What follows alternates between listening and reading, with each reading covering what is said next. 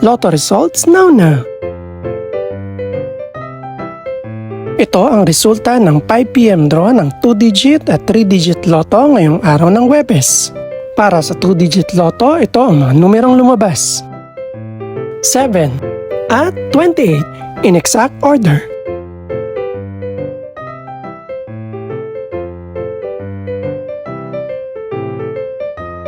Para naman sa 3-digit lotto, ito ang mga numerong lumabas: 5, 4, at 3 in exact order.